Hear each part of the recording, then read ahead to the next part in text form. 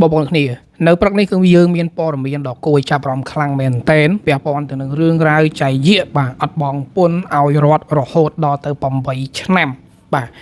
ក្នុងនោះផងដែរប្រហែលថ្ងៃនេះយើងក៏បានឃើញលោកអ៊ុនសុធាបាទលោកជំទាវហ៊ុនស៊ីណាតហើយនឹងអ្នកពាក់ព័ន្ធមួយចំនួនទៀតបាទនិយាយផ្លាយផ្កាទៅកាន់ម្ចាស់ប្រេនមីសបាទជារឿងរ៉ាវមួយដែលយើងមិននឹកស្មានថាក្រុមហ៊ុនឬក៏ម្ចាស់ប្រេនមីសនេះបាទអត់បងពុនឲ្យរត់ឬក៏រកស៊ីកិច្ចវេះបាទมันស្មោះត្រង់ជាមួយនឹងរដ្ឋទាំងតែខ្លួនឯងហ្នឹងគឺប្រកាសនៅក្នុងការជួយប្រជាជនចង់ជួយប្រទេសកំណើតរបស់ខ្លួនបាទប្រទេសកម្ពុជារបស់ខ្លួនអាជីវកម្មជួយទៅដល់កងទ័ពនោះបាទគឺលុយច្រើនសន្ធឹកសន្ធាប់ខ្លាំងមែនទែនហើយហើយបានជាម្ចាស់ប្រេនមានរោគស៊ីមានប៉ុណ្្នឹងទៅហើយបាទកិច្ចពុនមិនបងពុនឲ្យរដ្ឋអញ្ចឹងចម្លើយនៅថ្ងៃនេះបងប្អូនទាំងនេះថ្ងៃនេះគឺយោងទៅតាមសំណេររបស់បាទលោកជំទាវហ៊ុនស៊ីណាតបានលើកឡើងថាបាទម្ចាស់ក្រុមហ៊ុនប្រេនមីសរបស់ចៃយាអត់ខុសច្បាប់ទេបាទគឺបានបងពុនជួនរដ្ឋត្រឹមត្រូវតាមច្បាប់ដោយនៅមួយនេះបន្តិចលោកជំទាវហ៊ុនស៊ីណាតបានលើកឡើងចំថាក្រុមហ៊ុនមីសរបស់ចៃយាគឺបានបងពុនជួនរដ្ឋត្រឹមត្រូវបាទទៅតាមផ្លូវច្បាប់លោកជំទាវបានបញ្ជាក់ទៀតថាក្រោយពីមានការសួរនាំពីក្មួយម្ចាស់ប្រេនមីសសូមបងប្អូនកុំមានការភ័ន្តច្រឡំទៅលើក្រុមហ៊ុន XY Global របស់ប្រេនមីសបាទបន្តទៀតរឿងទី1គឺរឿងរ៉ាវពន្ធដារធ្វើបាទគេហៅថាសវនកម្មទៅលើក្រុមហ៊ុនការពិតទៅការធ្វើសវនកម្មទៅលើ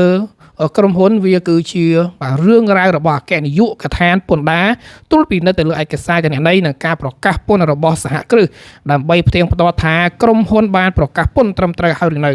ដល់ឡែកក្រុមហ៊ុននេះបានអនុវត្តបាទនិងគោរពបាទស្វាគមន៍ទៅតាមគោលការណ៍របស់បាទនាយកដ្ឋានពន្ធដារដោយមិនមានការកិច្ចវេះនៅក្នុងការបងពុននោះទេរឿងទី2ក្រុមហ៊ុនបានចុះទៅបានទៅចុះបញ្ជីពីដើមឡើយនៅខេត្តក្រោយមកក៏បាទធ្វើការផ្ទេរទីតាំងមករាជធានីភ្នំពេញដោយសារតែក្រុមហ៊ុនត្រូវបដូរទីស្នាក់ការបាទពីមុនគាត់នៅខេត្ត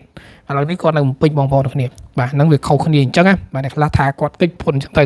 ហើយបច្ចុប្បន្នក្រុមហ៊ុនក៏កំពុងតែដំណើរការយ៉ាងរលូនមានពាក្យចចាមអារាមដែលបានលើនៅរោងការថាម្ចាស់ប្រេនមីសចង់ប្តឹងខ្ញុំនិងក្មួយផែងវណ្ណៈខ្ញុំបានសួរនាំហើយមិនមានការប្តឹងផ្ដោតណាមួយឡើយខ្ញុំក៏កំពុងតែឲ្យមេធាវីផ្ទាល់ខ្លួនរបស់ខ្ញុំធ្វើការទៅតាមផ្លូវច្បាប់ទៅលើបុគ្គលឬក៏បកពួកមួយចំនួនដែលមានចេតនាញុះញង់បំបាក់លាបពណ៌កាត់តរូបភាពនិងថែមថយអត្តន័យខុសពីឆន្ទៈរបស់ខ្ញុំផងដែរនោះបងប្អូនគ្នាតើនរណាម្នាក់ដែលជាអ្នកថែមថយទៅកាន់បាទលោកជំទាវហ៊ុនស៊ីណាតអញ្ចឹងមិញលើគាត់និយាយថាមានអ្នកថាគាត់ឮជាព័ត៌មានថាម្ចាស់ប្រេនមីនេះគឺចង់ប្តឹងលោកជំទាវហ៊ុនស៊ីណាតទៅទៀតអីគោសាហាវហ្មងបងប្អូនគ្នាបាទអញ្ចឹងអាអ្នកនិយាយហ្នឹងវាមិនដឹងថាមានចេតនាអ្វីនោះទេបាទចេតនាដើម្បីបំបែកបំបាក់ភាពសាមគ្គីភាពរបស់ខ្មែរឬក៏យ៉ាងណាបងប្អូនគ្នាពាក់ព័ន្ធទៅនឹងរឿងរ៉ាវខាងលើនេះក៏មិនមែនជារឿងរ៉ាវដែលធម្មតាដែរដោយសារតែមានបាទគេហៅថាជន់ចរិយាខ្លាំងមែនទែនបាទគឺម្ចាស់ប្រេនមីនឹងឯងសូម្បីតែលោកផូសុភ័ណ្ឌបាទក៏បានចេញវីដេអូតបតទៅកាន់បុគ្គលម្នាក់បាទដែលគេហៅថាចេញមុខវាយប្រហារទៅកាន់ចៃយាបាទបងប្អូនគ្នាប្រហែលជាស្គាល់ហើយគឺលោកសធាបាទហៅសធាហ្នឹងឯងបងប្អូនគ្នាបាទដែលវាយប្រហារទៅកាន់ចៃយាខ្លាំងមែនទែនគឺដូចជាការហ្នឹងគាត់ផុសឌៀមដាមបាទលោកជំទាវហ៊ុនស៊ីណាតផុសលក្ខណៈពាក់ព័ន្ធទៅនឹងបុគ្គលដែលអត់បងពុនចូលរដ្ឋបាទឈិនសុធាហើយបុគ្គលរូបនោះបែរជាបាទទៅចោតចំទៅវិញបាទនិយាយក៏ទៅមួយយ៉ាងដែរអញ្ចឹងរឿងហ្នឹងបងប្អូននេះប្រហែលជាដឹងហើយបាទពាក់ព័ន្ធទៅនឹងអ្នកលក់អនឡាញបាទក៏មានបងប្អូនយើងមួយចំនួនបាទយកទៅភ្ជាប់ជាមួយនឹងចៃដាណាដែរថាចៃដាណាគឺជាអ្នកនៅពីក្រោយខ្នងបាទនៃការប្តឹងផ្ដាល់អីអញ្ចឹងទៅបាទបងប្អូនអ្នកគ្នាចឹងបានថាពេលខ្លះរឿងរ៉ាវវាទូចតាចទេបាទលក់អនឡាញដូចគ្នាទេក៏ប៉ុន្តែឆ្លោះគ្នាខំគ្នាហ្នឹងគឺមិនចេះចប់មិនចេះហើយដោយករណីអ្នកលក់ដូរដែលនៅផ្ទះចិត្តគ្នាហ្នឹងបងប្អូនសាក់ទៅសួរគាត់មិនដែលត្រូវគ្នាទេបាទកាច់កង់មិនចេះចុះបាទសពគ្រប់បែបយ៉ាងទាំងដែលជាអ្នកចិត្តខាងនឹងគ្នាជាអ្នករកស៊ីដូចគ្នាគួរតែសហការគ្នាចាប់ដៃគ្នាបាទហើយទៅដើម្បីអីបាទយើងនៅក្បែរគ្នាគ្រាន់ពឹងពាក់គ្នាម្ដងម្កាលដែរដោយករណីអ្នកលក់អនឡាញចឹងបងប្អូនបាទបើមិនជាពួកគាត់ស្រុះស្រួលគ្នាគាត់ជួយគ្នាប្រទេសជាតិយើងគឺដំណើរការទៅមុខហើយអ្នកប្រើប្រាស់ក៏ បាទទទួលបាននូវផលចំណេញដែរធម្មតាក្រុមហ៊ុនប្រកួតប្រជែងគ្នាអញ្ចឹងរកការប្រម៉ូសិនបាទនឹងការស្អីហ្នឹងគឺតម្លាក់តម្លៃឲ្យបងប្អូនបាទអញ្ចឹងបានថាលោកឈិនសុធានេះបាទថ្មីនេះក៏បានឃើញផុសដែរបងប្អូននេះផុសប្រហែលជាម្សិលមិញថាអាចនឹងមានឈុតឆាកពិសេសឲ្យបងប្អូនបាទពាក់ព័ន្ធទៅនឹងរឿងរ៉ាវកើតហេតុបាទគាត់ថាក៏សូមបញ្ចប់ដោយមូលហេតុគឺចង់ឈ្នះបាទមកថាមូលហេតុហ្នឹងគឺម្នាក់ចង់ឈ្នះទាំងសងខាងហើយគាត់ថាអត់ចង់និយាយច្រើនទេគាត់សូមតែនិយាយថាខានពេលនេះប្រទេសជាតិកំពុងតែមានបញ្ហាមិនចង់និយាយអ្វីទេបាទសត្រូវកំពុងតែឈ្លានពានហើយយើងនេះបែរជាមកនាំគ្នាឆ្លោះគ្នានៅលើបណ្ដាញសង្គមទៅវិញអាហ្នឹងគាត់និយាយអញ្ចឹងវាត្រូវតែមិនត្រូវនិយាយចុះគាត់ខំគេទាំងនៅប្រទេសនឹងមានសង្គ្រាមហើយគាត់ទៅនិយាយបាទទាំងដែលអត់មានផុសតាងហើយគាត់ទៅចោទម្ចាស់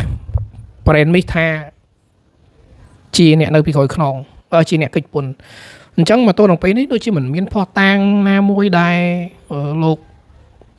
ឈិនសុធាបាទគាត់បង្ហាញថាម្ចាស់ក្រុមហ៊ុនប្រេននេះទេកាលហ្នឹងមិនដឹងថាគាត់ឮតតាមគេឬក៏គាត់មានផុសតាងគាត់ប្រកាសព្រោះគាត់ថាគាត់មានផុសតាងក្នុងការបង្ហាញថាក្រុមហ៊ុនប្រេនមីហ្នឹងអត់បងពន្ធបងអីចឹងណាកិច្ចពន្ធគាត់អីចឹងទៅហ្នឹងយើងវាមិនដឹងដូចគ្នាបងប្អូននេះនេះយើងឮតតាមគេឥឡូវនេះរឿងរ៉ាវទៅបានបញ្ចប់ក្រោយលោកជំទាវហ៊ុនសៀណាតបានបាទប្រកាសក្តែងថាក្រុមហ៊ុនម្ចាស់ប្រេនមីនេះអត់មានកិច្ចពន្ធទេបាទមូលហេតុដោយសារតែកាលមុនមានគេហៅថាការធ្វើវិវត្តនៅការបើកក្រុមហ៊ុននៅខេត្តឥឡូវនេះគាត់ដូរទីតាំងមកនៅភ្នំពេញបាទអញ្ចឹងបងប្អូនយើងមួយចំនួនបាទគិតឲ្យដល់បន្តិចអូខេគាត់ចាំតែសម្រាប់ការតាមដានទស្សនាបងប្អូននេះសម្រាប់ព័ត៌មានយើងបញ្ចប់តែប៉ុណ្្នឹងឯងព្រោះអីរឿងរ៉ាវនេះវាមិនចង់និយាយច្រើនទេវាស្រាប់គ្នាឯងបាទអ្នកខ្លះក៏យកទៅភ្ជាប់ជាមួយអ្នកនេះអ្នកនោះច្រើនពេកទៅវល់ពេកហ្នឹងអញ្ចឹងសម្បីតែលោកភូសុភ័ណ្ឌនេះបាទក៏បានចេញមុខនិយាយការពារទៅកាន់លោកជំទាវលោកជាបាទជំទាវបងប្អូននេះគាត់ស្វាមីគាត់ឯកឧត្តមហើយហ្នឹងយើងនិយាយលុយវិញខ្លាំងជាងអង្គញាឯកឧត្តមមួយចំនួនទៀតលុយគាត់ចែកផ្ទះចែកម៉ូតូចែកឡានឲ្យមកសេរីមកពាក់កងទ័ពនឹងប្រហែលលានដុល្លារទេបងប្អូនមិនមែនជារឿងរ៉ាវធម្មតាទេ